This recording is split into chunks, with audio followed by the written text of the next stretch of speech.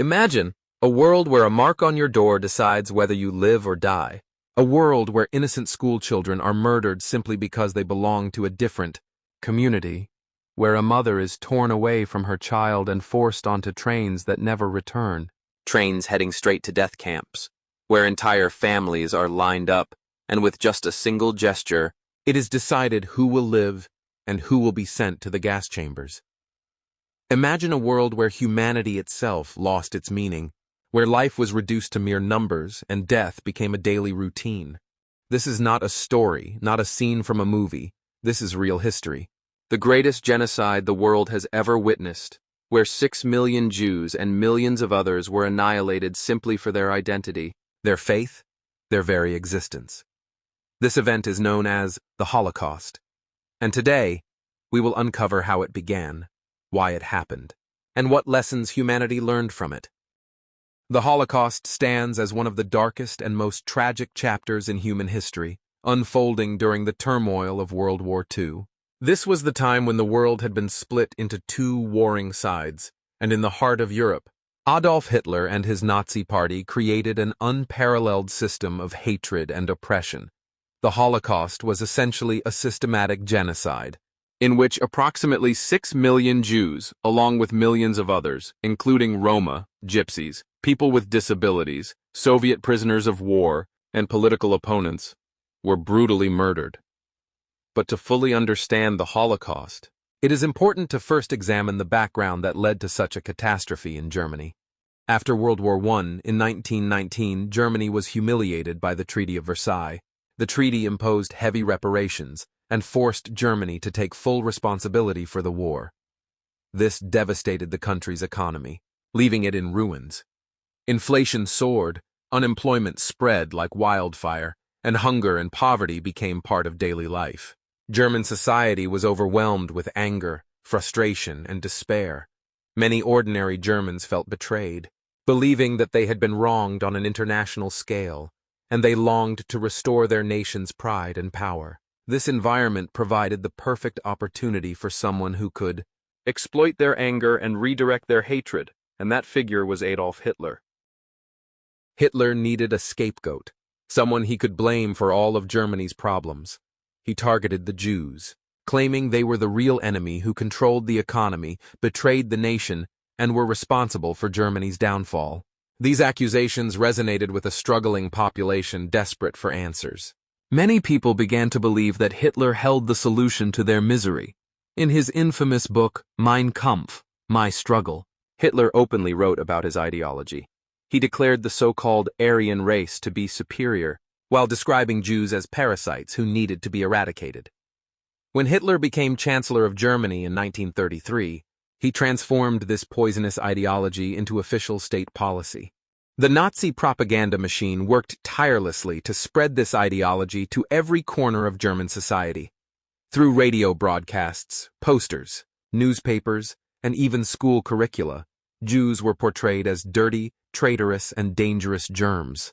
Children grew up being taught that Jews were subhuman, and the rest of society began to internalize the idea that Jews needed to be segregated, or worse, eliminated.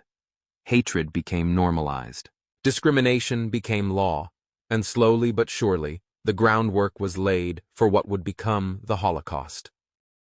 The background of this tragedy shows how economic despair, political humiliation, and carefully crafted propaganda combined to create one of the most destructive forces in human history. It was not an overnight event, but the result of years of manipulation, indoctrination, and systemic hate that transformed neighbors into enemies and ordinary people into perpetrators of genocide. The rise of Adolf Hitler was nothing less than a nightmare for Europe. He was, in reality, a failed artist who had once struggled to find direction in life. But his words carried such venom and such power that he managed to hypnotize an entire nation. In the 1920s and 1930s, Germany was a country in ruins, desperate for a leader who could offer hope. Hitler became that figure. With his fiery speeches and relentless propaganda, he won the hearts of the German people, but he did so by exploiting hatred.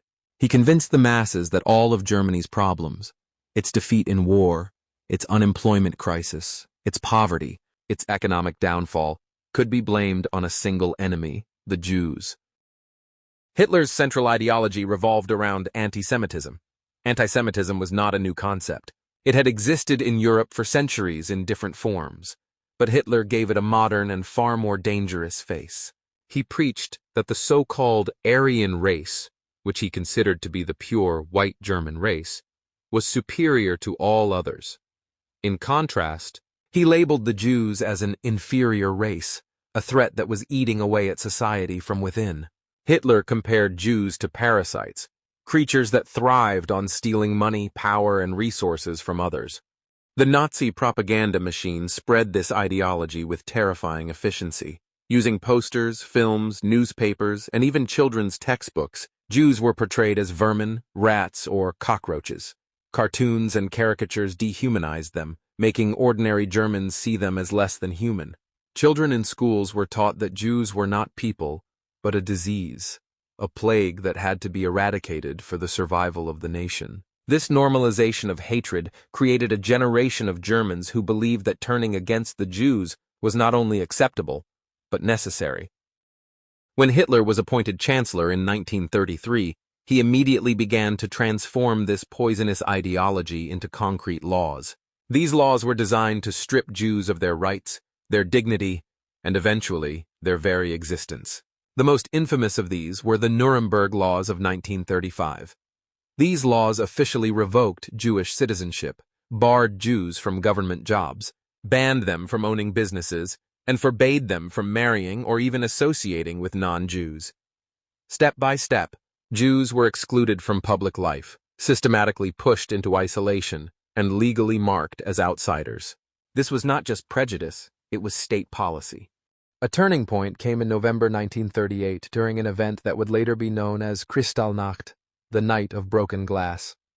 On this night, Nazi supporters unleashed a wave of destruction across Germany and Austria. Jewish homes were attacked, businesses looted, and synagogues burned to the ground. Windows were shattered everywhere, littering the streets with shards of glass, hence the name Kristallnacht. Dozens of Jews were killed, and over 30,000 were arrested and sent to concentration camps. This was more than just an outbreak of violence. It was a clear signal that oppression had entered a new phase, one that would lead directly to genocide. Through his repeated speeches, Hitler hammered home the idea that Germany's survival and progress depended on the removal of Jews from society. The propaganda was so deeply ingrained that even ordinary Germans, neighbors, co-workers, classmates, turned against Jews, accepting their exclusion and persecution as normal. Hatred became part of everyday life, and by the end of the 1930s, the foundation for the Holocaust had been fully laid. When Hitler and the Nazi regime began isolating Jews through discriminatory laws and relentless propaganda, the next stage was to physically separate them from the rest of society. This system of forced separation was known as the ghetto system. Ghettos were essentially small, walled-off sections of cities where Jews were forcibly relocated. Nazi forces expelled them from their homes and forced them into overcrowded, inhumane quarters with little to no access to food, water, medicine, or even the basic necessities of life. One of the most infamous examples of this was the Warsaw Ghetto in Poland. In an area designed to hold around 30,000 people, more than 400,000 Jews were crammed together. Imagine a place meant for a small town suddenly suffocating under the weight of nearly 500,000 souls. Streets were flooded with desperate families, hunger spread like wildfire, and every corner carried the stench of death. Life inside the ghettos was nothing less than a nightmare. Jews were allocated as little as 200 calories a day, barely enough to keep a person alive. This ration often amounted to less than a single piece of bread. Hunger gnawed at people until their bodies wasted away. Disease spread unchecked, typhus, dysentery, tuberculosis, all claiming lives daily. Thousands died in the ghettos each month from starvation and illness. The Nazis deliberately designed it this way. The weak would die naturally, while the stronger survivors could later be exploited for forced labor. Ghetto streets became lined with corpses of men, women, and children who simply couldn't survive the impossible conditions. But the ghettos were never intended as permanent solutions. They were only the first step in the Nazis' larger plan. Eventually, Jews were deported from these ghettos to concentration camps, facilities spread across Germany and occupied Europe. Officially described as labor camps, these were in reality centers of unimaginable torture and mass death. The most notorious of these was Auschwitz. On the surface, it appeared to be a camp with barracks and industrial facilities, but in truth, it was a carefully engineered death factory. Trains carrying thousands of Jews and other prisoners arrived daily. As soon as the prisoners stepped onto the platform, they faced a process called selection. Nazi doctors and officers stood waiting. The strong and able-bodied were sent to forced labor, while the elderly, the sick, women with children, and the young were immediately separated and led to their deaths. These victims were directed to what they were told were showers. In reality, these were gas chambers. Ordered to strip off their clothes, they were locked inside large, sealed rooms. Within minutes, poisonous gas pellets, Zyklon B, were released, filling the chamber. In a matter of minutes, thousands suffocated in agony. Once dead, their bodies were hauled out, stripped of valuables, and disposed of in furnaces or mass burial pits. This killing process was so methodical that thousands could be murdered in a single day without pause. Even those who were lucky enough to be chosen for labor faced a living hell. From dawn until nightfall, they endured exhausting, backbreaking work with almost no food to sustain them. Starvation, disease, brutal beatings, and exposure to freezing cold or extreme heat killed countless prisoners daily. In these camps, death was slow and merciless. For many, survival itself became a curse. The ghettos and camps together revealed the chilling reality of Nazi cruelty. Human life had been stripped of all value. The ghettos served as holding pens, and the camps became laboratories of death, testing grounds for what the Nazis would later call the final solution. By this stage, the Holocaust had entered its deadliest phase, and the machinery of mass murder was fully operational. While ghettos and concentration camps were already functioning, Hitler and the Nazi leadership were still unsatisfied. Their ultimate mission had not yet been completed. What they truly wanted was a comprehensive policy that would eliminate every single Jew in Europe in one systematic plan. This horrifying blueprint was called the final solution to the Jewish question. The phrase itself sounded cold and bureaucratic, but behind it lay the largest and most horrifying genocide in human history. In 1942, the infamous Wannsee Conference took place. Here, senior Nazi officials formally decided that the Jews of Europe were not only to be segregated, exploited, or enslaved, they were to be completely exterminated. No longer was discrimination, isolation, or forced labor considered enough. The plan now was an industrialized, large-scale killing system. This was when extermination camps were created, facilities designed for one purpose only: mass murder. Unlike concentration camps, which had at least the appearance of being labor camps, extermination camps were engineered specifically to kill as many people as possible, as efficiently as possible. The most infamous of these death camps were Auschwitz-Birkenau, Treblinka, Sobibor, Belzec, Chelmno, and Majdanek. Each of them was nothing less than a slaughterhouse for human beings. Among them, Auschwitz-Birkenau became the deadliest. Over 1.1 million people were murdered there alone.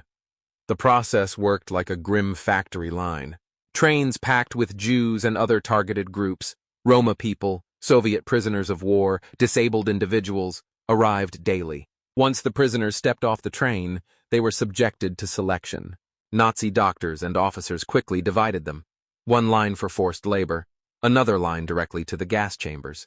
Mothers with children in their arms, the elderly, and the weak were almost always sent straight to their deaths. Many victims had no idea what awaited them. They were told they were going to take showers for disinfection. But once the doors closed behind them, Zyklon B gas pellets were dropped inside. Within minutes, the chamber filled with poison. Screams echoed briefly, then silence. Thousands died in agony in a matter of moments. After the killings, the victims' bodies were burned in giant crematoria furnaces or buried in mass graves. The strongest prisoners were forced into Sonderkommando units, slave teams tasked with handling corpses. Imagine the horror of being forced to drag your own mother, child, or brother to the furnace. This was perhaps the cruelest aspect of Nazi terror, making victims participate in the destruction of their own people. The final solution was not limited to camps alone.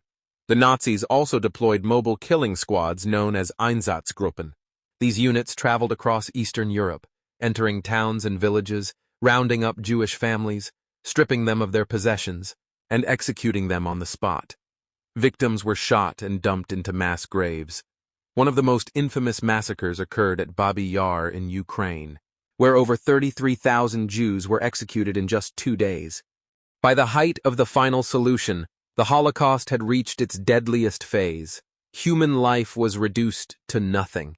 Trains full of men, women, and children would arrive one day, and by the next, they had vanished from existence. The Nazis executed this genocide with cold precision, as though human beings were objects to be disposed of. This stage of the Holocaust represents humanity's darkest abyss.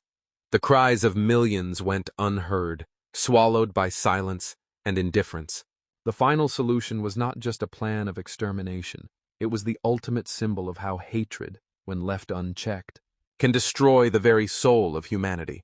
It remains a permanent scar on human history, one that will never, and should never, be erased. Even in the darkest corners of the Holocaust, where despair and death surrounded every breath, there were sparks of courage, defiance, and hope. Though the Nazis attempted to strip the Jews and other victims of all humanity, dignity, and will to resist, many still fought back in extraordinary ways.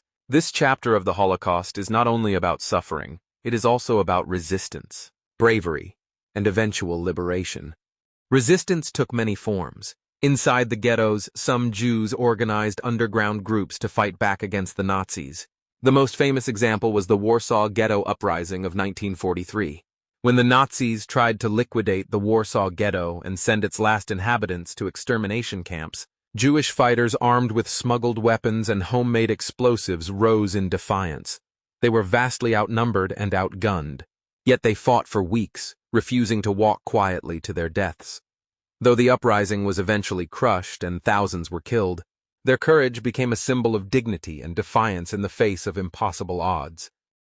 Resistance also happened inside the extermination camps themselves. At Treblinka, Sobibor, and Auschwitz, groups of prisoners staged revolts, killing guards, setting parts of the camps on fire, and attempting escapes. In Sobibor, 1943, hundreds of prisoners stormed the gates. Though many were hunted down afterward, about 50 managed to escape and survive the war. These acts of rebellion proved that even in the face of systematic extermination, the human spirit could not be completely extinguished. Beyond armed uprisings, there were countless quiet acts of resistance. People risked their lives to hide Torah scrolls, to secretly teach children, or to keep diaries that would bear witness to the truth. One of the most famous of these was Anne Frank, a young Jewish girl who hid with her family in Amsterdam. Her diary, later published as The Diary of a Young Girl, remains one of the most powerful personal testimonies of the Holocaust, giving a voice to millions who were silenced. Resistance also came from the outside. Ordinary men and women across Europe risked everything to save Jews. Some hid families in their homes, attics, or barns, feeding them despite food shortages. Others forged false documents to help Jews escape. Figures like Oskar Schindler, a German industrialist, saved over 1,000 Jews by employing them in his factories and protecting them from deportation. These rescuers, later honored as the righteous among the nations, proved that even in an age of cruelty, humanity could shine through. As the war turned against Germany, liberation slowly began. In 1944 and 1945, Allied forces advanced into Nazi-occupied territories. What they discovered shocked the world. Soldiers who stormed camps like Majdanek, Bergen-Belsen, and Auschwitz were horrified by the sight. Piles of corpses, mass graves, and skeletal survivors who could barely stand. Many survivors described liberation as both a miracle and a nightmare. They were free, but broken, physically, emotionally, and spiritually scarred by what they had endured. The liberation of the camps marked the end of the Holocaust, but it also left behind painful questions. How could the world have allowed this to happen? Why did millions have to die before action was taken? Survivors carried these questions with them for the rest of their lives, becoming witnesses so that future generations would never forget. The story of resistance and liberation shows us that even in humanity's darkest hour, there were lights of courage, sacrifice, and compassion. Those who resisted proved that dignity could survive even the most brutal oppression. Those who liberated bore witness to the horrors, ensuring that the world could never again claim ignorance. The Holocaust was not just a story of death, it was also a story of survival, of resistance, and of the unbreakable will of the human spirit.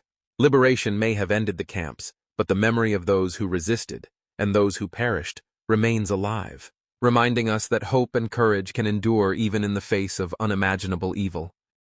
When the guns of World War II finally fell silent in 1945, Europe was left shattered, not just in ruins of cities and broken nations, but in the wounds carved deep into humanity itself. The Holocaust had taken the lives of 6 million Jews, along with millions of others, Roma, Gypsies, Soviet prisoners of war, political dissidents, disabled individuals, and countless more. Liberation had ended the machinery of death, but the scars of genocide would remain forever etched in the world's conscience.